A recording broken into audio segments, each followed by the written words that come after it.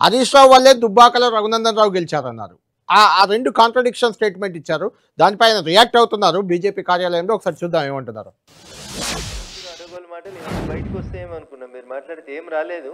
ఖచ్చితంగా సమయం చూసుకొని మేము కూడా మీరు మాట్లాడినటువంటి మాటలు కాక ఇంకా మిగతా అన్ని మేము కూడా మీడియా ద్వారా బయట ప్రపంచానికి చెప్పాలనుకుంటా ఉన్నాం. మేము ఇంకా మీ ద్వారానే ప్రజలు వింటే బాగుంటుంది. మేము మాట్లాడితే ఏదో కక్ష సాధింపు కోసం మాట్లాడినామని అనుకుంటారు. ఆదిపట్లలో ట్రాన్స్ఫర్ చేసిన భూములు, ఆ బొల్లారంలో ట్రాన్స్ఫర్ చేసిన భూములు, పటాన్ చెరువులో సాకి చెరువు పక్కన ట్రాన్స్ఫార్మ్ చేసి కడుతున్నటువంటి భూములు, ఇండస్ట్రియల్ జోన్ని ట్రాన్స్ఫర్ చేసినటువంటి భూములు, ఇకపోతే ఐడిఏ బాలానగర్లో మీరు కన్వర్షన్ చేసిన భూములు, ఇట్లా చాలా భూములకు సంబంధించి చాలా విషయాలు మీరు మాట్లాడతారేమో అనుకున్నాం. ఇంకా చాలామంది టీఆర్ఎస్ ఎమ్మెల్యేలు వాళ్ళు చేసిన మంచి పనులు చెప్తారని ఆశపడ్డాం. తప్పకుండా భవిష్యత్తులో ఇప్పుడు కవిత గారు అందించిన నిజాలని కాంగ్రెస్ పార్టీ ఇన్వెస్టిగేషన్ చేయాలని కోరుకుందాం. ఆ తర్వాత మిగతా విషయాలన్నీ మేము కూడా పబ్లిక్ డొమైన్లోకి తీసుకొస్తాం.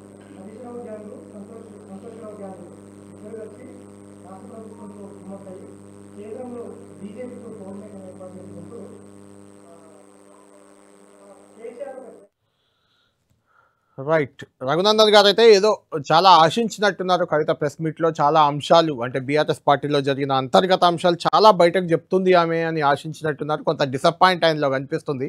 చాలా అంశాలు చెప్పలేదు. భవిష్యత్తులో ఏమైనా వస్తాయో చూద్దామంటున్నారు.